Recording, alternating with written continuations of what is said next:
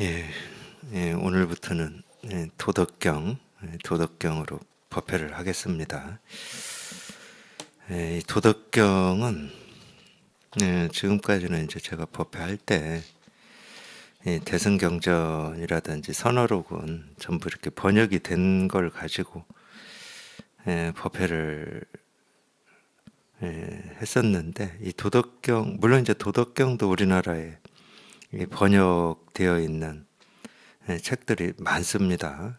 뭐 제가 일일이 조사하는 건 아니지만, 하여튼 이 번역된 도덕경이 번역하신 분들이 어쨌든 제가 알기로는 100명이 넘을 정도로 이 번역된 도덕경이 많다고 그러는데, 뭐 그걸 다 볼 수는 없고, 지금까지 이렇게 제가 본 걸로만 가지고 말씀드리면은, 일단 그 번역본을 가지고 법회하기는 좀 힘들고, 도덕경은 이제 지금 오늘부터 법회하면서 이 번역은 제가 한 겁니다. 제가 물론 이제 다 그 전에 이 번역본들을 다 참고를 했죠. 그리고 저희가 이제 보는 이 도덕경은 이 본이, 이 본이라고 해야죠. 이 왕필본입니다. 이 왕필이라고 하는 한 3, 400년 정도의 이 중국에 살았던, 제가 보면 사상가인데, 이 왕필이라고 하는 이분이 이 도덕경을 한 줄 한 줄, 한 문장 한 문장 주석을 달았어요. 주석을. 우리가 알고 있는, 많이 들어본 도가도 비상도, 명가명 비상명이다 그러면 도가도 비상도에 대해서 이제 자기, 그것도 번역이죠. 근데 그건 한자로 돼 있죠. 우리말로 돼 있는 게 아니고, 주를 다른 이 본인데, 그래서 이제 저희가 볼 거는 왕필본입니다. 물론 이제 도덕경이 왕필본만 있지는 않아요. 하상공본도 있고, 또 저희가 보고 있는 이 왕필본은 81장으로 이루어져 있는데, 1970년대에 발굴된, 묘에서 발굴이 됐는데, 그게 마왕태본인가, 이 백서본이라고 하는데, 거기는 이렇게 81장으로 안 돼 있습니다. 우리가 기본적으로 이제 그런 부분은 아셔야 돼요. 이 성경도 그렇고, 우리가 보고 있는 이 불경도 그렇고, 오랜 시간이 이렇게 지나면서 거기에 이제 첨가되기도 하고 수정되기도 하고 더 완결성을 이렇게 갖추기도 하고 이제 이러면서 내려오는 건데, 이 그 주간본을 보면은 지금처럼 이렇게 지금 이 81장으로 우리가 보통 보고 있는 도덕경이다 하는, 그렇게 이루어져 있지는 않습니다. 81장보다 훨씬 적죠. 그러니까 저희가 보고 있는 이 도덕경도 이제 노자의 작품이다 이렇게 우리는 알고 있지만, 노자가 직접 쓴 것이다 할 수는 없어요. 이것도 전부 이렇게 내려오면서 수정 보완되고, 앞뒤도 바뀌고, 이 도가도 비상도가 도덕경 1장 첫 구절인데, 이 백서본은 도가도 비상도가 첫 구절이 아닙니다. 뭐 이런 구절이 들어있긴 들어있어요.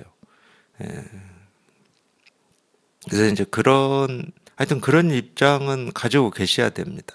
이렇게 딱 지금 이렇게 완성되어 있다고 해서 처음부터 이럴 거다. 그거 이제 우리가 불경을 볼 때도 그래요.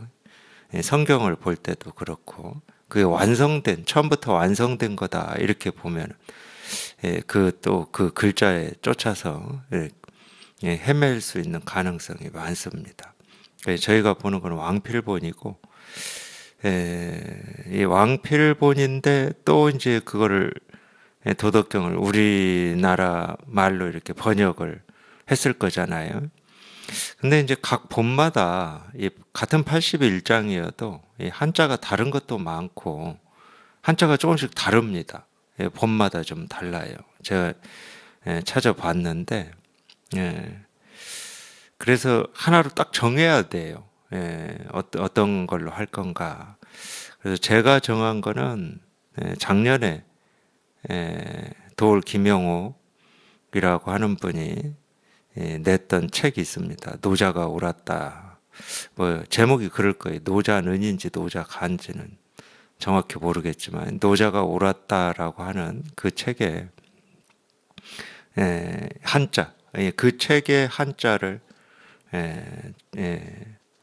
뭐라고 해야 됩니까? 교재로, 법회 교재로 쓰고 있습니다.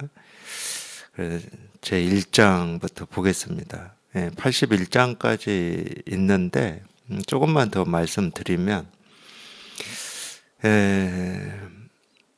이 도덕경이라고 하는 이 도덕경도 이 학자들에 따라서는 이 81장을 두 부분으로 나누더라고요. 앞에 1장부터 36장인가 7장까지는 도경이라고 그러고 38장부터 81장까지 뭐 덕경이다 이렇게 나누어서 도경과 덕경으로 나누어서 얘기하시는 분들도 있는데 일단 그 부분에 대해서는 저는 그렇게 따르지는 않고 1장부터 81장까지를 그냥 도덕경이다 해서 이렇게 굳이 나누지는 않을 겁니다. 제가 본 바로는 그렇게 나눠야 될 이유가 없어요. 다 이 도를 얘기하고 있고 이 덕이라고 하는 말도 이제 이 도덕경 하다 보면 나올 텐데 우리가 많이 쓰죠. 덕이라는 말. 덕이 있어야 된다 이런 말 많이 쓰는데 뒤에 나옵니다. 다 나오기 때문에 이 덕이라고 하는 말도 어떤 말인지 법회를 하면서 이 도와 덕을 굳이 나눌 필요가 없기 때문에 이 덕이라는 말을 우리가 제대로 보게 되면 나눌 필요가 전혀 없고 1장부터 81장까지 다 이 도를 얘기하고 있는 거기 때문에 쭉 그렇게 하겠습니다. 제 1장 제일 많이 들었죠. 제일 많이 들었고 아마 도덕경 구절 중에서 제일 많이 알고 있는 구절이 이걸 겁니다. 도가도 비상도, 명가명 비상명이다 이걸 겁니다. 그 1장 한번 읽어드리겠습니다. 도가도 비상도, 명가명 비상명, 무명 천지지시, 유명 만물지모, 고상무욕 이관기묘, 상유욕 이관기교, 차양자 동출이 이명, 동의지연 현지우현 중묘지문이다. 여기까지가 이제 1장의 내용입니다. 1장의 내용을 한번 보면은 이 도가도 비상도다. 하여튼 이 도가도 이 비상도라고 하는 이 말도 해석하시는 분들에 따라서 다릅니다. 근데 이제 제가 도덕경을 하면서 제 나름대로 좀 물론 이제 법회잖아요. 저희가 법회이기 때문에 번역을 어떻게 하느냐, 우리말로 어떻게 하느냐에 중점이 가 있으면 안 되죠. 이 말을 이 법의 눈으로 지금 보고 있느냐, 이 분별의 눈으로 보고 있느냐, 이제 그게 핵심인 겁니다. 번역을 어떻게 하느냐, 이렇게 할 수도 있고 저렇게 할 수도 있겠죠. 사람에 따라서는.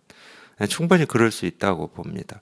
근데 지금 도가도 비상도라는 말을 우리가 이 법의 눈으로 봤을 때 이게 무슨 말이냐, 이게 중요한 거거든요. 왜냐하면은 저라도 그럴 것 같아요. 이 법이라고 하는 거는 우리가 말할 수가 없고 표현할 수가 없고 생각할 수가 없거든요. 이렇게 눈앞에 이렇게 분명할 뿐이고 생생할 뿐이지 이걸 뭐라고 할 수가 없어요. 그러니까 쉽게 말하면 제가 이제 노자 입장에 한번 돼보는 거예요. 노자 입장이. 제가 이제 이 도덕경에 대해서 들었을 때 그러니까 웬만한 사람들은 도덕경에 대해서 관심이 있잖아요. 이 장자에 관심이 있고 특히 이제 이 동양 우리나라에 사는 분들은 웬만한 분들은 관심이 있을 겁니다. 물론 이제 저도 그랬고 그래서 제가 들은 건 뭐냐면은 이 도덕경이라고 하는 책이 어떻게 나왔냐. 이제 이 노자라고 하는 이분이 죽을 때가 돼가지고 자기 스스로 죽으러 이 히말라야를 가고 있었다고 그래요. 히말라야. 그러니까 우리가 뭐 지리를 잘 뭐 모를 수도 있고 알 수도 있지만 이 중국의 이 서쪽은 히말라야하고 붙어 있습니다. 예, 중국하고 히말라야가 아주 멀다 그러면 멀죠. 왜? 우리나라하고 붙어 있는 중국에서 히말라야까지는 완전히 동서로 먼 거리죠. 어마어마하게 멉니다. 근데 이 서북쪽은 히말라야하고 붙어 있어요. 그쪽에 살았는지는 제가 모르겠지만, 스스로 죽으러 히말라야를 가고 있었는데, 이 국경을 지키는 이 병사한테 잡혔다고 그래요. 이 노자가. 물론 이런 말은 전부 제가 볼 때는 거의 만들어진 말입니다. 근데 그 병사가 마침 이 노자의 이런 이 가르침을 흠모하고 따르는 분이었다고 그럽니다. 그래서 이제 지금으로 치면 스승이죠. 거기에서 그렇게 만날 줄을 몰랐던 이 스승을 만나게 된 거예요. 그러니까 도대체 어디를 가십니까? 그러니까 히말라야를 간다고. 그러니까 국경에서 안내 보내준 거예요. 안내 보내주고 꼭 가시겠다 그러면은 이 가르침을 이렇게 써서 뭐 하여튼 가르침을 써달라고 그랬대요. 가르침을 써달라. 그래야 내가 풀어준다. 그렇게 해서 쓴 게 도덕경이다. 뭐 이렇게 얘기 제가 어디에선가 들었어요. 저 뭐 출처는 모르겠지만 하여튼 그럴듯하긴 해요. 왜 그럴듯하냐? 그 이야기가 사실이냐 아니냐를 떠나서 아니 이거는 말할 수가 없고 어떻게 그 글자로 표현할 수가 없는데 이거를 이 글자로 표현을 해야 될 상황이 된 거예요. 노자 입장에서는. 사실은 그게 설법입니다. 그게 가르침이고. 석가모니 부처님이 49년 동안 하신 게 또 그거예요.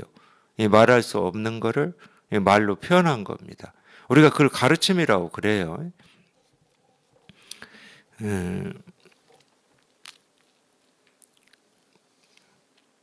이 삼귀 할 때도 이 법이라는 말로 두 번째 법이라는 말로 나오죠. 불법성 할 때 이 불은 당연히 이 깨달음을 얘기하는 거고 이 두 번째 법이라고 하는 게 가르침이에요. 그게 설법이면 설법이고 설법을 적어놓은 글이다 그러면 그걸 이제 가르침이라고 그러거든요. 그러니까 어쨌든 그 가르침을 적지 않으면은 나 안 내보내주겠다 이러니까 이제 이 도덕경을 적었다고 그러는데 심정이 그렇죠. 심정이 말할 수 없는 걸 이제 말로 해야 되는 그런 상황이 벌어진 겁니다. 말로 해야 되는 상황이. 이제 그 입장에서 이 도덕경을 보면은 조금 도움이 되는 면이 있을 겁니다. 약간 도움이 될 겁니다, 아마. 그러니까 아무리 우리가 이 도라는 말을 해도 이 도라는 말이 우리 본래 마음일 수는 없거든요. 우리 본래 마음이라고 하는 거는 이 도라는 이름을 붙여야 될 이유가 없어요. 그러니까 예를 들면 이런 거죠. 자기가 목이 말라요. 목이 말라서 우리가 이름을 붙이기는 그걸 물이라고 이름을 붙였는데 물을 마셨단 말이에요. 물을 직접 마시는 게 중요한 거지. 그게 물이다, 물이 아니다, 물이냐, 물이 아니다, 옳으냐, 그르냐를 아는 거. 그리고 이게 이 이름이 물이다라고 하는 거는 아무 상관이 없거든. 그걸 마셔서 그냥 목마름이 해결이 되는 게, 뭐라고 그래야 합니까? 이 목마름을 해결하는 유일한 답인 거죠. 마찬가지거든요. 우리 본래 마음이라고 하는 것도 이름을 필요치 않아요. 얘를 마음이라고 하든, 뭐, 소라고 하든, 말이라고 하든, 하늘이라고 하든, 땅이라고 하든, 뭐, 부처라고 하든, 중생이라고 하든, 아무 상관이 없어요. 그런 이름하고. 그냥 이거일 뿐이거든. 그러면 이제 그때부터 이제 일이 벌어지는 겁니다. 그러면 이제 이거를 말로 표현을 해야 된다. 이 말로 표현한다는 건 전부 둘로 나누어서 한다는 거예요. 나눌 수 없는 걸 둘로 나누는 겁니다. 이걸 철학에서는 근본과 현상이라고 그래요. 근본과 말단. 철학에서는 그렇게 얘기하고 이 중국의 사상에서는 상과 성이라고 그랬습니다. 성은 우리 근본을 얘기하고 상은 이 모습의 세계를 얘기했고 이 체와 용이라고 더 했죠. 이 체는 본체라는 얘기예요. 본체, 본바탕. 용언이 쓰는 거니까. 우리가 쓰는 거, 이 보고 듣고 느끼고 알고, 뭐, 우리가 뭐 이렇게 손대고 어쩌고 하는 건 다 모습 지어진 거잖아요. 현상세계입니다. 그러니까 이렇게 이 기본적인 방식이거든요. 예나 지금이나. 이 설법도 마찬가지예요. 부처와 중생을 왜 얘기하냐? 부처와 중생이 따로 있어서 얘기하는 게 아닙니다. 이 깨달음과 어리석음을 왜 얘기하냐? 깨달음과 어리석음이 따로 있어서 얘기하는 게 아니에요. 그렇게 따로 있다고 분별하는 것은 중생심이죠. 그러니까 생겨나가지고 이 세상을 살아가는 거의 모든 사람들은 이유도 뭔지 모르는 채 그렇게 분별만 하고 사는 겁니다. 그래서 깨달음이 있을 거라고 생각하고 지금 내가 살아가고 있는 이 모습 세계는 현상 세계라고 하고, 그러니까 자기 스스로가 이 근본과 현상을 나누어서 따로 있다고 착각하기 때문에 어쩔 수 없이 그 중생의 병을 치료하기 위해서 근본과 현상을 얘기하는 거고, 부처와 중생을 얘기하는 거고, 깨달음과 어리석음을 얘기하는 겁니다.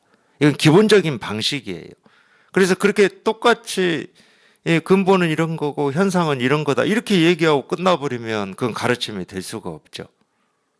그 역시 그렇게 가르치는 사람조차도 근본은 이런 거다, 현상은 이런 거다 하고 근본과 현상을 둘로 나눠서 얘기하는 거니까 분별이 되겠죠. 그러면 둘을 왜 얘기하냐? 이 둘을 얘기하자면 둘은 둘이 아니다를 얘기하고 싶은 거예요. 그래서 반드시 둘을 얘기하면 둘이 아니다라는 걸 얘기하게 돼 있습니다. 설법은. 제대로 이 진실을 깨달은 사람이다. 그러면 그렇게 얘기할 수밖에 없어요. 왜? 자기 눈에 비치는 세상은 둘이 없으니까. 둘로 나뉘어져 있지를 않아요. 부처와 중생이 둘로 나뉘어져 있지를 않아. 우리가 어쩔 수 없이 에이 중생아, 이 세간에서도 그런 욕이 있죠. 근데 깨달은 사람이 부처 중생을 얘기할 때는 이 부처와 다른 중생이 있어서 중생을 얘기하는 게 아닙니다. 그냥 이 세상이 사람들이 우리 삶이 이 둘로 나뉘어져 있지를 않아. 옳고 그름으로 나뉘어져 있지를 않아. 그냥 온통 통째로일 뿐이거든요. 그러니까 그거를 좀 가르치려고 이 둘을 얘기하고 있는 거예요. 모든 가르침은 그렇게 되어 있습니다. 둘로 돼 있어요. 반야심경만 봐도 색과 공으로 돼 있잖아요. 근데 색과 공을 얘기하지만 색과 공이 다르지 않다고 얘기하잖아요. 색불이공 공즉 이색 이렇게 얘기하잖아요. 그러고 나서 왜 그러냐? 왜 다르지 않냐? 그걸 설명을 색즉 시공 공즉 시색으로 설명을 하는 겁니다. 색이 공이고 공이 색이기 때문에 다르지 않은 거다. 다 그렇게 이루어져 있습니다. 이 금강경은 이 재상과 이 재상이라고 하는 거는 이 모습 지어진 세계죠. 그 다음에 비상을 얘기합니다. 재상과 비상을 얘기해요. 상이 있는 것이 상 없음을 보면 즉견열애다 이렇게 얘기하죠. 거기에서 상이 있는 거라고 하는 건 현상세계를 얘기하는 겁니다. 우리가 쉽게 얘기하는 분별되는 세계. 상 없는 세계가 따로 있지는 않을 거잖아요. 상이 없는데 그 무슨 세계겠습니까? 상이 없는데 무슨 세계냐고 그게.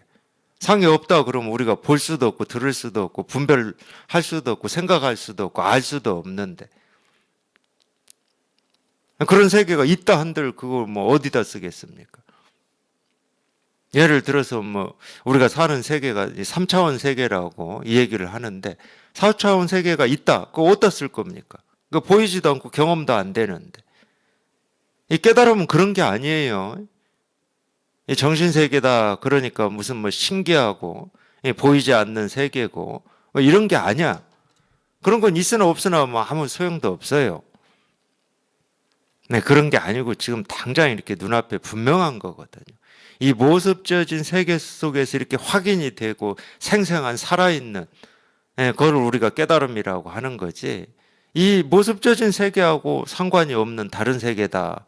그러면 굳이 우리가 왜 공부를 해야 됩니까? 우리가 죽고 나서 가는 뭐 어떤 천국이고 천당이다. 뭐하러 공부해요, 그거를? 지금 당장 이 모습 지어진 세계 속에서 이런저런 옳고 그러고 좋고 싫고라는 이런 생각이나 기분이나 느낌을 가지고 살아가는 이 세계 속에서 실현이 돼야 될 거 아니에요.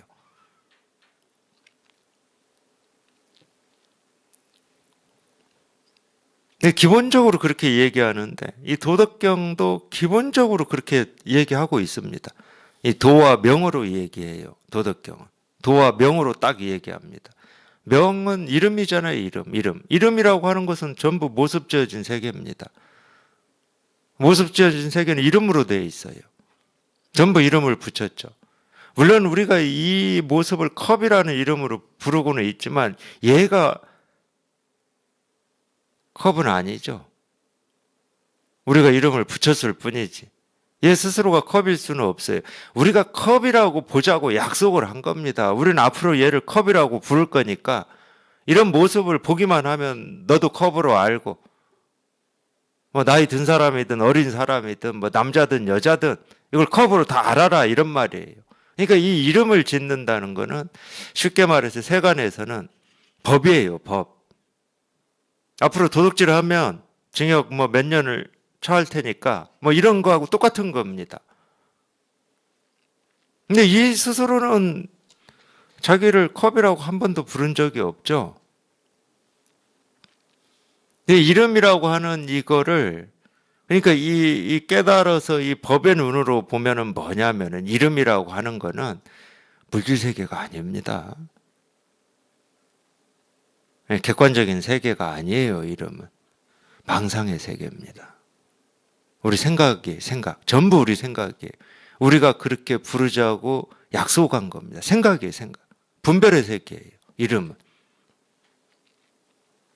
근데 우리는 태어나서 지금까지 이 이름과 이 이름이 가리키는 어떤 대상 사물을 하나로 알고 그렇게 훈련이 돼 왔기 때문에 당연히 이 대상이 컵이라고 그러는 거죠. 예를 들어서 우리 모두가 이름이 있잖아요. 자기 이름. 뭐 부모가 지어줬던 할아버지가 지어줬던 이름이 있잖아요. 이름이 자기일 수는 없잖아. 이름이 자기일 수는 없기 때문에 우리가 이름을 바꿀 수도 있는 겁니다. 이름이 자기는 아니야. 그래서 저를 뭐라고 부르든 그 이름이 뭐든 내 스스로는 바뀌는 게 없어요. 이름은 바뀔지 모르지만. 근데 그 이름이라고 하는 것도 의미가 있는 건 어떨 때만 의미가 있냐. 우리가 약속이 되어가지고 그렇게 부를 때만 의미가 있는 거예요. 그러니까 그건 망상의 세계지, 생각의 세계지.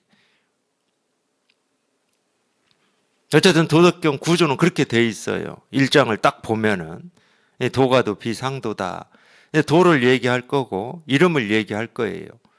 근데 도를 얘기하지만 도는 도를 도라고 얘기를 하는 순간 이미 그거는 도가 아니다. 첫 구절은 마음 공부하시는 분들이 많이 들어봤을 것 같아요. 제가 볼 때는. 도라고 할 수 있는 도는 늘 그러한 도가 아니다. 늘 그러한 도라고 하는 것은 다른 말로 하면 참된 도. 우리가 진실로 찾고 구하고 얻고자 하는 그런 참된 도는 아니다. 왜 도를 도라고 한다라고 하는 건 이미 생각이잖아, 생각. 도는 이런 거다 저런 거다 하는 건 전부 생각이잖아요. 도라고 할 수 있는 도는 참된 도가 아니다. 이런 뜻이거든요, 이게. 또 다른 얘기로 하면 내가 어쩔 수 없이 지금부터 이 도를 온갖 비유와 온갖 말로 얘기를 할 텐데 내가 말하고 있는 이게 도는 아니다. 이 말을 제일 앞장에 써놨다 해도 됩니다. 도덕경 81장까지 다 보더라도 도덕경에서 노자가 하고 있는 이야기를 한마디도 우리는 간직할 필요도 없고 기억할 필요가 없게 되는 거예요. 왜? 그 말에는 도가 없기 때문에. 근데 이거는 도덕경뿐만이 아니고 우리가 경전을 읽을 때나 선어록을 읽을 때도 똑같은 겁니다. 일상생활을 살 때도 똑같아요. 도는 이렇게 눈앞에 지금 당장 이렇게 분명하고 생생한 거지. 내가 생각으로 저게 도인가 도가 아닌가, 부처인가 부처가 아닌가. 깨달음인가 깨달음이 아닌가 그렇게 해가지고 알아지는 게 도고 깨달음이고 부처겠습니까? 부처는 늘 이렇게 눈앞에 분명한 거예요. 늘. 도라고 할 수 있는 건 도일 수가 없어. 그래서 도가도까지 갈 필요도 없습니다. 도가도, 비상도 이러는데 도가도까지 갈 필요도 없어. 이거야. 그냥 도 하는 게 이거라니까. 이 도라는 이 이름 말하고는 아무런 상관이 없어요. 이 도라는 이 이름 말하고는 아무런 상관이 없는 도 하는 게 이거야. 도 하는 게. 눈앞에 있으면 그렇게 가르칠 거예요. 눈앞에 있으면 이렇게 글로 남겨서 가르치는 게 아니다 그러면 우리가 어떻게 가르치겠습니까? 눈앞에 있을 때는. 도 이겁니다. 부처 이겁니다. 깨달음 이겁니다. 도나 뭐 명이나 그냥 이거일 뿐입니다. 우리가 분별해서 보면은 이 본질과 현상을 이 둘로 나누어서 이렇게 얘기를 한다. 이건 전부 우리가 분별해서 얘기하는 거거든. 물론 그렇게 얘기하는 구조가 보여요. 깨달아 보면. 왜 저렇게 얘기를 하는지. 왜 둘로 나눌 수 없는 걸 나누어서 도를 얘기하고 명을 얘기하는지가 보이죠. 근데 이건 한낱 방편일 뿐입니다. 방편일 뿐이야. 그리고 이렇게 나눠서 얘기하는 방편은 그냥 경전은 이렇게 될 수밖에 없어요. 지금 눈앞에 딱 있을 때야 그냥 곧장 치료를 하지, 곧장.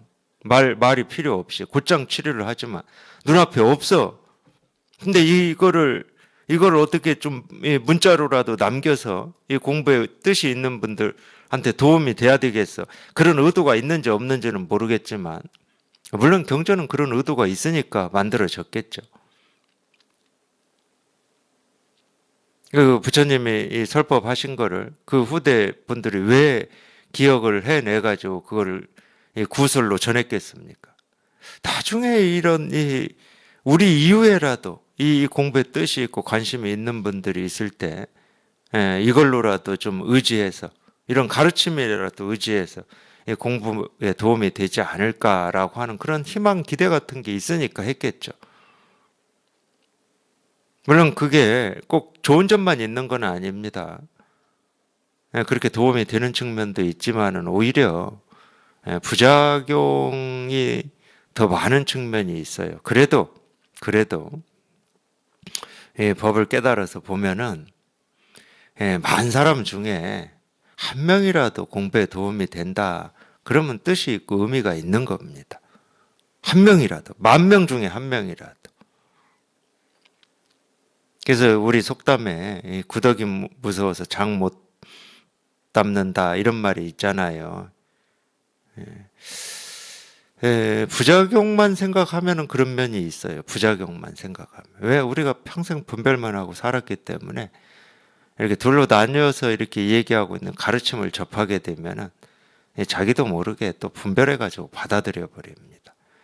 경전에 곳곳에 그런 거에 대해서 지적을 해놨죠. 그렇기 때문에 분별심으로 중생심으로 부처님의 가르침을 잊게 되면 전부 마구니의 말이 돼버린다. 이런 식으로 곳곳에서 그런 걸 경계하라고 그런 장치들을 만들어 놨는데도 참 우리 분별이라고 하는 게 그런 말조차도 또 자기 생각으로 받아들이고 읽어버리기 때문에 참 분별이 좋은 점이 그런 점은 있어요. 어떤 때는 참 분별이 자기를 괴롭히고 힘들게 하고 그러는데 분별이 항상 자기를 이렇게 괴롭히는 것만은 아닙니다. 굉장히 자기를 합리화시키는데도 이 분별이 순발력이 빨라요. 자기 생각이 옳다라고 여기게 하고 다른 사람의 생각이 틀리다라고 여기게 하는데 아주 빠릅니다. 자기를 이렇게 합리화시키고 자기 죄를 눈 감아주는데도 이 분별이 큰 역할을 합니다. 그렇기 때문에 이제 자기식대로 보고 자기식대로 받아들이고 자기식대로 이해한 거를 그냥 옳다고 여기기가 쉬워요. 아무리 이제 그런 장치들을 마련을 하고 이 얘기를 하더라도. 그러니까 참 또 엉뚱한 소리인데 공부에 이렇게 뜻이 있고 관심이 있다 그러면은 직접 들으십시오. 직접. 직접 이렇게 들을 때는 그냥 곧장 가르쳐요. 둘로 나눌 필요도 없어. 뭐하러 둘로 나뉘어지지도 않는 걸 뭐하러 둘로 나누어서 이러니 저러니 얘기하겠습니까? 부처가 뭐냐 이거다. 마음이 뭐냐 이거다. 도가 뭐냐 이거다. 이렇게 직접 가르치고 직접 들어서 그냥 분별이 한번 뚝 벌어지는 게 가장 좋은 공부입니다. 그게 제가 볼 때는 그래요.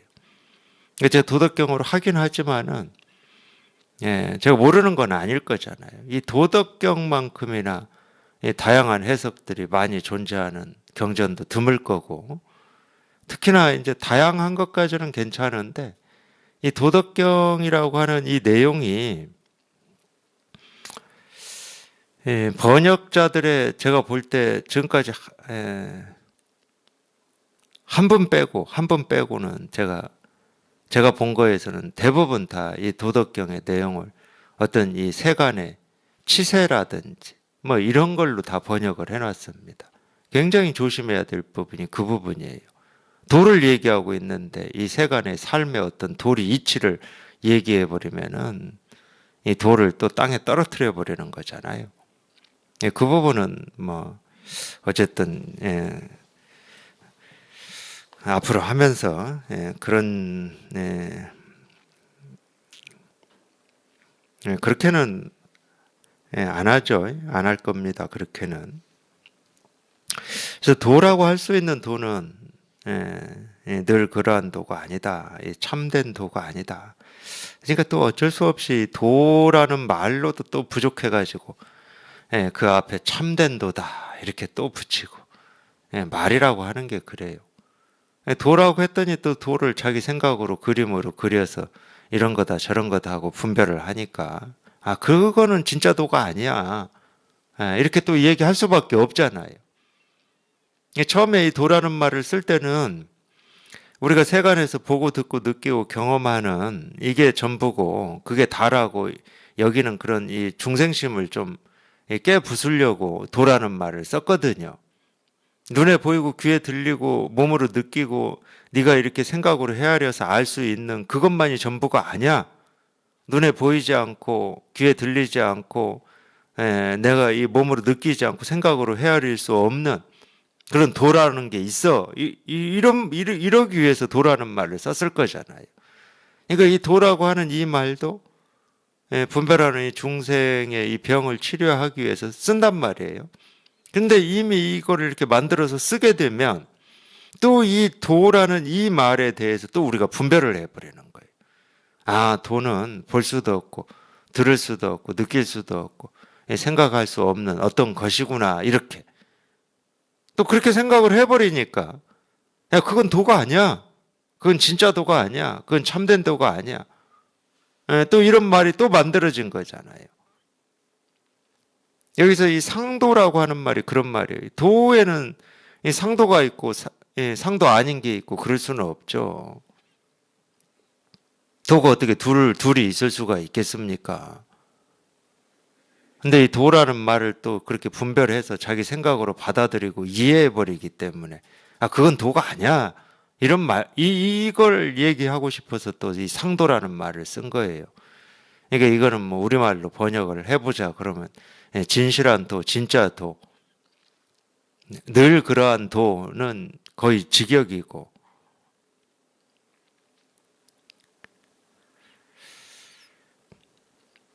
근데 늘 그러한 도, 이 진실한 도는 이름은 도인데 도라고 할 게 따로 없는 겁니다. 그냥 눈앞에 항상 이렇게 분명할 뿐이야. 눈앞에 항상 이렇게 분명할 뿐이야.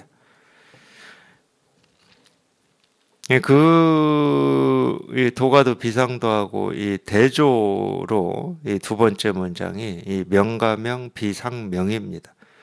이름이라고 할 수 있는 이름은 늘 그러한 이름이 아니다. 참된 이름이 아니다. 이런 말인데. 그러니까 우리가 생각으로는 뭐 두 번째 문장도 뭐 생각으로 이해해 보려고 그러면 이해할 면이 없지는 않아요. 근데 첫 번째 이야기보다 이 생각으로는 이 두 번째 이 문장을 이해하기가 쉽지가 않습니다. 첫 번째 거는 우리가 그래 돈은 도라고 할 수 없는 거고 이름 붙일 수 없는 거니까 이 도라고 할 수 있는 도는 참된 도가 아니다. 이건 우리가 이해는 돼. 이게 이해.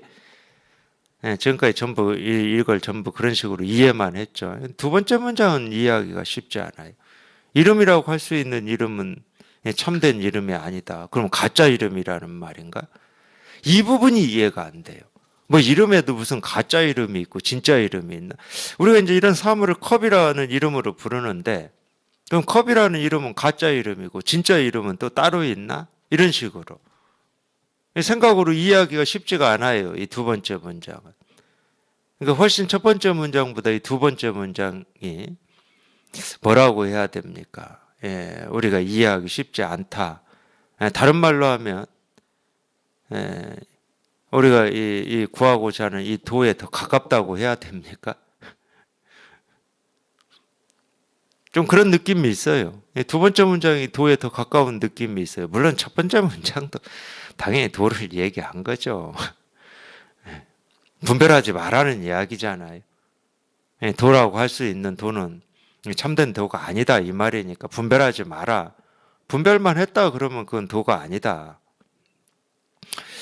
두 번째 문장은 그렇기 때문에 우리가 깨달아서 자기가 이런 부분을 이렇게 공감하지 않으면 이게 이렇게 쏙 다가오지가 않습니다.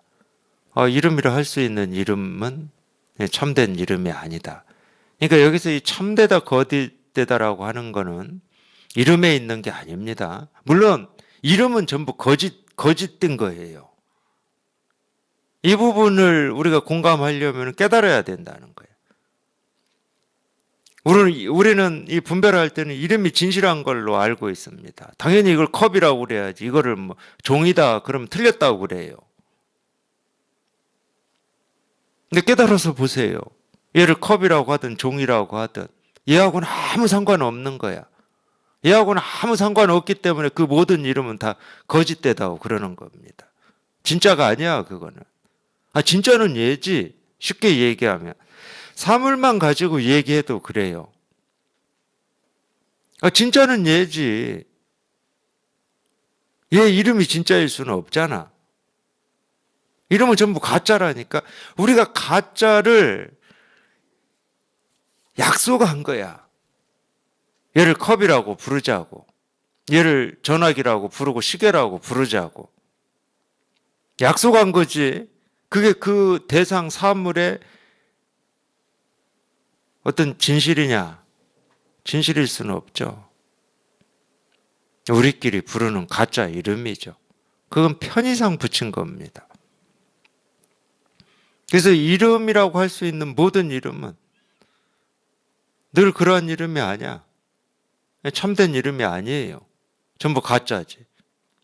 참된 거는 이거밖에 없어. 이거밖에 없어. 그러면 이 모습이 그렇다면 우리가 참된 거냐? 하나만 더 들어가게 해요. 얘를 컵이라는 이름을 빼버리고 이 모습이 그러면은 이게 참된 거냐? 그게 진실한 거고 그게 진실이냐? 또 그렇지도 않죠. 이 모습조차도 진실이라고 할 수 없는데 이 모습에 가짜로 붙인 이름이야말로 그걸 어떻게 우리가 참되다 진실이다 이렇게 얘기할 수 있겠습니까? 우리가 평생을 이 말을 쫓아서 말에 의지해서 살아온 버릇 때문에 참되다, 뭐 옳다 여기에 이렇게 매여 있지만 우리가 이름을 붙여서 부르고 있는 그 대상, 그 사물, 그 모습조차도 우리가 진실하다고 할 수가 없는 건데 진실한 건 이거밖에 없어요. 그러니까 참된 이름일 수가 없어. 참된 이름이 아니야. 그냥 이름은 다 가짜 이름이야. 근데 이 이름이라고 하는 거는 계속 제가 말씀드렸지만 전부 우리 생각의 세계입니다. 망상의 세계예요. 진실의 세계가 아니야. 그래서 이 본질과 현상을 도와 이름으로 이렇게 얘기를 했습니다. 무명, 이름 없음, 그다음에 유명, 이름 있음 이렇게 세 번째, 네 번째 문장도 이렇게 대조되어 있고 다섯, 여섯 번째 문장도 대조되어 있습니다. 무명, 이름 없음은 이 천지의 천지지시해서 천지의 시작이다. 이제 두 번째로는 이름 없음과 이름 있음으로 이 근본과 현상을 또 얘기하고 있습니다. 예. 그러니까 이 첫 번째 문장에서 얘기했던 이 도라고 하는 게 무명이에요. 무명, 이름 없음이야. 이름 없음이야. 우리가 도라는 말로 얘기하고 싶은 건 이름 없는, 분별되지 않는 이거를 얘기하고 싶은 거예요. 그러니까 이름이 없는데 도라는 이름을 지금 붙였잖아, 우리가. 그냥 가짜지, 당연히 가짜지. 그래서 무명이라고 하는 거는 분별되지 않는 세계를 얘기하는 겁니다. 분별되지 않는 거. 우리 본성을 얘기하고 있어요. 본성이라고 하는 것은 이 천지의 시작이다. 당연히 이 천지라고 하는 것은 어렵게 생각하지 마십시오. 우리가 우주라고 하는 게 천지잖아요. 우주라고 하는 건 모습지어진 세계입니다. 무명천지지시라는 말은 창조를 얘기하고 있는 거예요. 기독교식으로 얘기하면 창조. 이 모습지어진 이 우주 삼라만상은 이 모습 없는 여기에서 다 생겨났다. 시작이라고 했잖아요. 시작. 창조라니까. 불교에서도 그런 말이 있죠. 일체 유심조라고. 이 일체라고 하는 건 이 우주를 얘기하는 겁니다. 모습지어진 이 모든 걸 얘기하는 거예요. 이 모습지어진 세계. 이 모습지어진 이 세계는 이 우주 삼라만상은 어디에서 나온다? 이 마음에서 나온다. 이 마음이라고 하는 거는 우리가 분별되지 않는 걸 얘기하는 거거든. 똑같은 얘기예요. 무명이라고 하는, 그러니까 결국은 우리가 깨달을 건 이 무명이죠. 무명. 이름 없는 이 무명. 근데 한번 잘 보세요. 이름이 없다는 말도 말이고 이름입니다. 이름이 있다, 이름이 없다 하는 것도 말이고 이름이야. 그러니까 이름 없음이라고 하는 이거를 이해하시면 안 되는 거죠. 이 이름 없음이라고 하는 이 무명으로 가르치고 이 무명으로 얘기하고자 하는 거는 이거밖에 없는 거예요. 어떤 무명의 세계가 있다, 뭐 그런 이상적인 세계가 있다, 무릉도원이 있다, 뭐 신선의 세계가 있다, 그 얘기하고 싶은 게 아니에요. 거기에도 당연히 이 세계가 있기만 하면 다 이름이 다 있죠. 이름을 붙일 수가 있고, 뭐 신선이다, 뭐 천사다, 천녀다, 다 이름 붙일 수 있습니다. 모습이 있다 그러면 다 붙일 수가 있어요. 불교식으로 얘기하면 이 무명이 공입니다. 공. 공이겠죠. 천지, 이 모습 지어진 모든 것은 무명이라고 하는 분별되지 않는 이 진실에서 다 나온다. 이게 천지시지입니다. 이게 무명천지지시. 유명만물지무다. 그러니까 이 도덕경 1장을 보면은 도덕경을 보는 이유가 우리가 이제 이 도에 관심이 있어서 보기 때문에 아무래도 이 명과 명이라든지 유명 이쪽에 관심을 집중해서 보기보다 이 도가도 무명 이쪽에 관심을 집중해서 봅니다. 그러니까 이 명가명 비상명이나 유명 천지 지모 이럴 때 이 말은 그냥 별로 관심 없이 그냥 지나가 버리는 거예요. 이 말이 그러니까 100% 이렇게 소화가 안 된 채로 지나가 버립니다. 보세요. 이름 있음이 뭐냐? 만물의 어머니라는 거예요. 만물의 어머니. 이해가 됩니까? 첫 번째 문장에서 나왔듯이 무명천지지시는 우리가 생각으로 헤아려서 이해할 면이 있다니까. 하도 많이 들어가지고. 기독교에서도 창조를 얘기하고 뭐 불교에서도 일체유심조를 얘기하고 적어도 이 마음 공부에 조금이라도 관심이 있는 분들이다. 그러면 이 말이 당연한 말이야.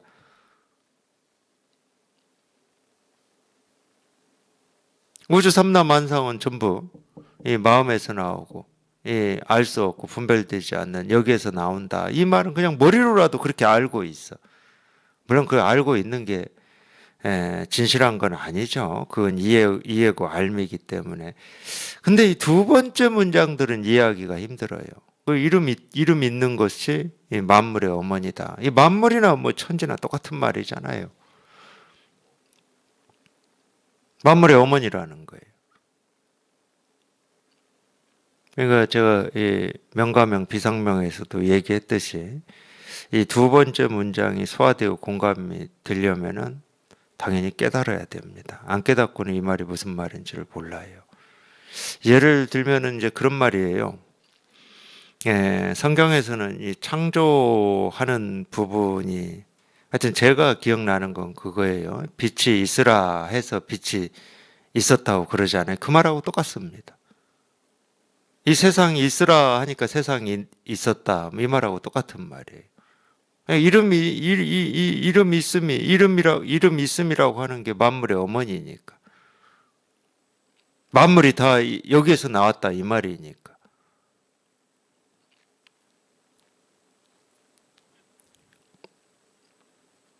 불교에서는 이걸 뭐라고 얘기하는지 아십니까?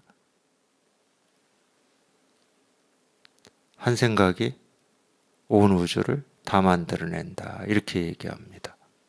한 생각이 온 우주를 다 만들어낸다. 그래서 제가 깨달아야 된다고 그러는 거예요. 깨달아 보면 이 말이 공감이 돼요. 이름 하나 붙이면 이걸 컵이라고 이름을 하나 딱 붙이잖아요. 컵이라는 이름이 딱 생겨났잖아요. 그럼 오주 만물의 이름이 다 생겨버립니다. 그 순간.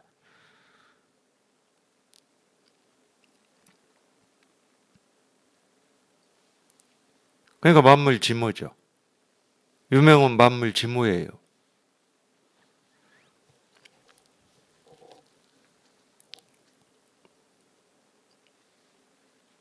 물론 이제 우리가 이 분별을 넘어서야 된다 그럴 때는 이제 그렇게 방편을 안 쓰고 한 생각이 온 우주를 오염시킨다고 쓰죠. 왜 오염시키겠습니까? 이 모습 지어진 모든 거에 이름을 다 갖다 붙여버리기 때문에 오염된다고 그러는 거예요. 그래서 이름 하나가 생기면은 이 우주 삼라만상이 생겨나 버리는 겁니다.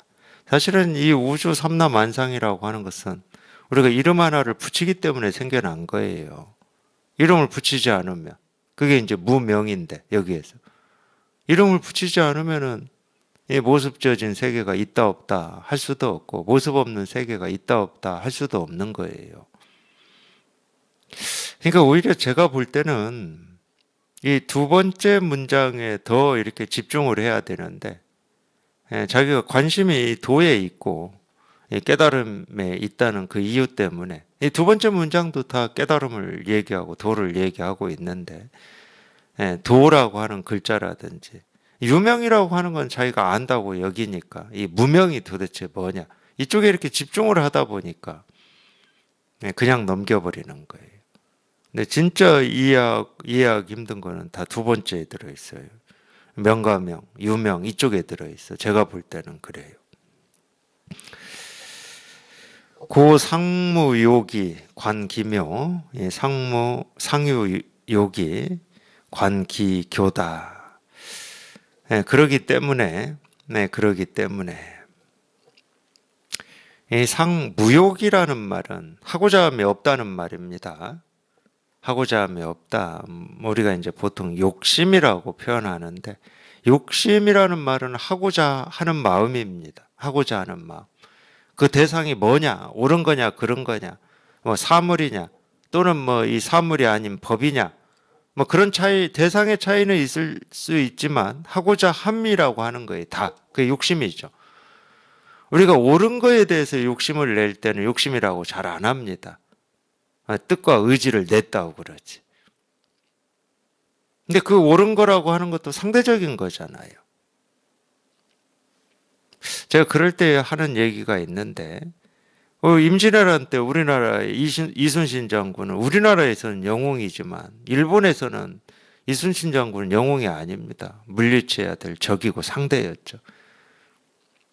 이순신 장군이 나라를 구하려고 하는 뜻이 굳으면 굳을수록 일본에서는 더 이순신 장군이 나쁜 사람이 되는 거예요. 상대적이라는 거예요. 이 비유를 든 건 상대적이라는 겁니다. 그래서 이 하고자 함이라고 하는 이 욕심이라고 하는 것은 좋은 일이냐 나쁜 일이냐 아니면 마음 공부 쪽이냐 세간의 일이냐 그거를 나누어서 차별하지는 않습니다. 하고자 하는 마음이 있느냐 없느냐 이거를 얘기하지 어떤 일에 대해서 하고자 하는 마음이 있느냐 없느냐를 얘기하지는 않아요. 그러니까 이 공부도 마찬가지라는 거예요. 이 공부도 그런 욕심을 하지 말라고 하는 이유가 그거거든요. 욕심이라고 하는 거는 이미 분별이에요, 분별. 하고자 하는 내가 있고 이 대상이 있는 겁니다. 그래서 하고자 함이 없다. 이게 이제 무욕이에요, 무욕, 상무욕. 늘 하고자 함이 없으므로 이런 말이에요.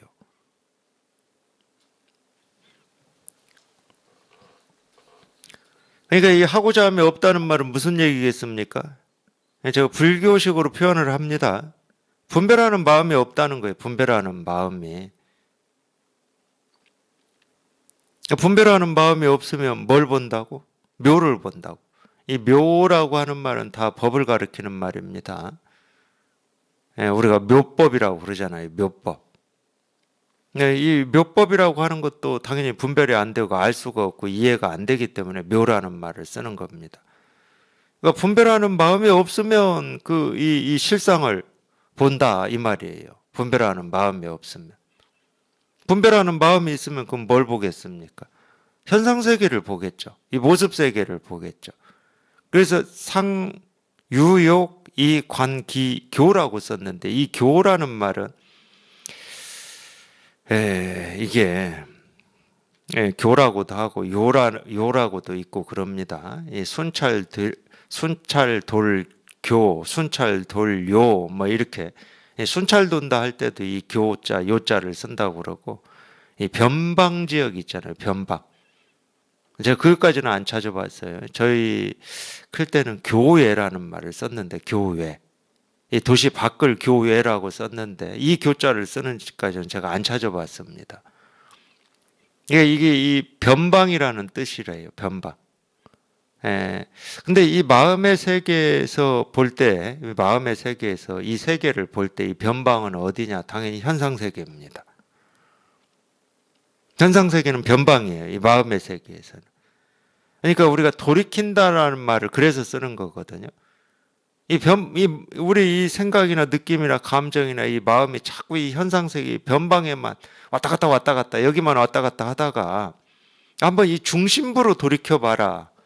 중심부라고 하는 중심부가 어떤 이 변방이 아닌 도시의 어떤 이 중심처럼 이렇게 모습져진 세계는 아니지만 그렇게 표현할 수가 있어요.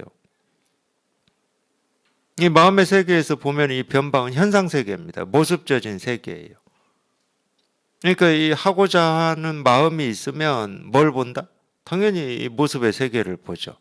분별의 세계를 보죠.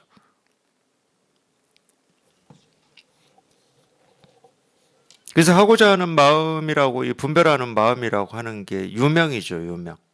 컵이라고 이름을 붙이는 유명 똑같은 말입니다. 하고자 하는 마음이 없으면 이름이 필요가 없어요. 우리가 뭔가를 하고자 하기 때문에 이름을 붙이잖아. 예를 들어서 뭐 발굴을 한다 그래도 거기에 이 발굴부터가 이미 뭘 하고자 하기 때문에 하는 거고 거기서 뭐가 나오면은 전부 숫자로라도 이름을 다 딱지를 붙여 놓잖아요. 왜 그러겠습니까? 이거를 어떻게 썼고 누가 썼고 어느 시대 거고 이걸 뭘 하고자 함이 있기 때문에 이름을 붙이는 거예요. 그런 하고자 함이 없으면 이름을 붙일 필요가 없어요. 예를 들면 그런 거지. 그런 말이 있긴 있었는데 사실인지는 몰라요. 저도. 아프리카 어느 지역에 가봤더니 그 동네에 있는 어린아이들이 이 다이아몬드 덩어리 가지고 뭐 우리 공기놀이 하듯이 하고 있더라. 걔들은 그거 가지고 무슨 이게 뭐 세상에 어떤 이 값어치가 있고 돈으로 바꾸면 얼마가 되고 이런 하고자 하는 마음이 없어요. 거기에다 다이아몬드다 돌이다 이름을 붙여야 될 이유가 없어. 그냥 공깃돌이면 되는 거야. 손에 잘 잡히고 잘 들어오고 둥글기만 하면 되는 거야. 예를 들면 그런 거하고 똑같아요. 비유를 하자 그러면. 그래서 하고자 함이 있으면 현상세계를 본다. 분별세계라고 하는 겁니다. 현상세계는 분별의 세계죠. 둘로 나뉘어진 세계고 이 묘라고 하는 것은 둘로 나뉘어지지 않은 세계죠. 예, 그걸 우리가 법의 세계라고 하고 부처의 세계라고 그러는데, 예, 정확히 표현을 해놓은 겁니다. 정확히. 예, 제가 볼 때 정확히 표현을 해놨어요. 예, 하고자 하면 얻기만 하면 돼요. 예, 분별이 사라지면 되는 거지. 예, 더 이상 할 것도 없거든. 근데 이제 보통은 우리가 이제 방향을 어디에 두냐면 마음 공부하시는 분들은 깨달음에 두거든요. 예, 깨달음이 어떤 건지도 모르고 어느 쪽으로 가야 되는지도 모르는데 그걸 목표로 두고, 예, 거기에만 봐요, 거기만. 근데 실제로는 그게 분별이고 망상인데, 예, 실제로는 그런 분별 망상이 사라지는, 그게 사라지는 쪽이 우리가 이 진실의 세계, 이 그쪽 방향입니다. 그래서 이 정멸 해탈이라고 그러지, 예, 어떤 이 목표를 이루어서 우리가 깨달아진다라고는 얘기하지 않아요. 그래서 상무욕이 관기묘다. 예, 하고자 함이 없으면, 예, 분별하는 마음이 없으면, 예, 그 묘를 본다. 예, 묘라고 하는 건 이 실상을 얘기하는 겁니다. 이 차양자, 이 동출이 이명이다. 예, 이 차양자, 이 두 가지는 그랬잖아요. 이 두 가지. 이 두 가지가 뭡니까? 이 도와 명이고 무명과 유명이고 상무욕과 상유욕입니다. 앞에서 이 셋을 얘기했어요. 그것도 이렇게 딱 상대를 지어서 셋을 얘기했습니다. 물론 이 셋은 셋이 아니죠. 도가 무명이고, 무명이 상무욕이고, 명이 유명이고, 유명이 상유욕이죠. 같은 말이에요. 전부 같은 거를 다른 이름으로 이렇게 표현하고 있을 뿐입니다. 그러니까 저희가 이 진실을 이렇게 깨달아 보면 이렇게 말하든 저렇게 말하든 다른 이름으로 아무리 이 얘기를 해도 다 이 같은 걸 얘기하고 있기 때문에 어려울 게 없죠. 이 도덕경이 어렵다고 하시는 분들도 있긴 있어요. 어려울 게 없어요. 전혀 어렵지가 않습니다. 이런 이름을 쫓아서 이걸 자꾸 이게 뭘까 하니까 어려운 거지. 근데 아무리 이런 이름 저런 이름을 써도 똑같은 이거를 이렇게 이렇게도 불러보고 저렇게도 불러보고 이렇게도 해보고 저렇게도 해볼 뿐이지. 불교에서도 그러잖아요. 이걸 공이라고도 했다가 실상이라고도 했다가 부처라고도 했다가 본성이라고도 했다가 진여자성이라고도 했다가 온갖 이름으로 다른 이름으로 부르지만 전부 이거예요. 그리고 또 한 가지는 물론 이거를 도라고도 하고 무명이라고도 하고 상무욕이라고도 했다. 좋아. 그러면 명이라고도 하고 유명이라고도 하고 상유욕이라고도 하는 이거하고 이 도의 이 이름들하고는 다른 게 아니냐. 이렇게 우리가 생각할 수 있잖아요. 둘을 얘기해 놨으니까 이 둘이 어떤 건지를 당연히 가르치는 사람은 얘기를 해야 됩니다. 그렇기 때문에 차양자. 이 두 가지는 도와 명, 무명과 유명, 무욕과 유욕이라고 하는 이 두 가지는 차양자, 동출, 이명 같다. 이 두 가지는 같다. 물론 이제 이 뒤에 출이 있어요. 출. 이 출은 나오는 곳이죠. 나오는 곳이 같다. 나오는 곳이 같고 이명, 이름만 다르다. 나오는 곳이 같은데 이름만 다르다는 거예요. 불교 경전이나 이 불교의 가르침하고 똑같은 말 아닙니까? 대승기실론에서도 나오죠. 일심이문이라고. 진여문과 생멸문을 얘기합니다. 진여문이 도고 생멸문이 명이죠. 진여문이 무욕이고 생멸문이 유욕이죠. 근데 모습은 이렇게 다르고 이름이 다른데 이 마음 하나에서 다 이 생겨나고 사라지는 이 모습이고 생겨나고 사라질 뿐이다. 불교에서도 그렇게 얘기합니다. 이 법을 그대로 얘기한 거예요. 그렇기 때문에. 이 두 가지는 같다. 나오는 곳이 같다. 그냥 이 일심. 여기에서 다 나온다. 근데 나오면 모습이 다르니까 우리 이름 다 다르듯이 남녀 다르고 이름 다 다르듯이 모습은 다 달라. 근데 나오는 것은 똑같아.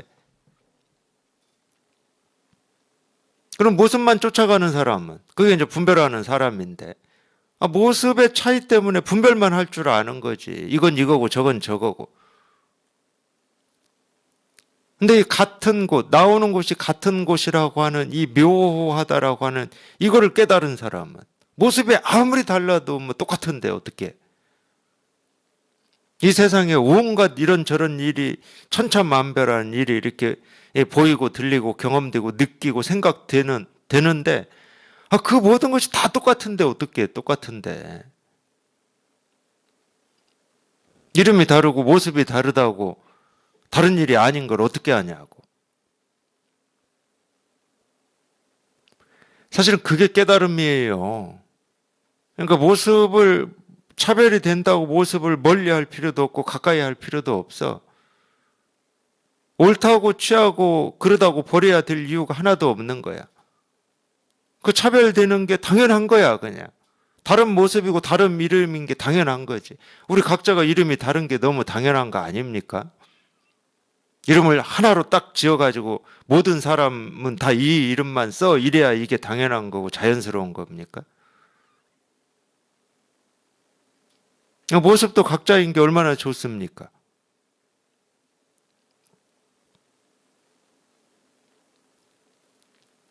모습이 차별이 되고 이름이 다르다고 해서 차별하는 마음을 가져야 될 이유는 털끝만큼도 없는 거죠. 왜?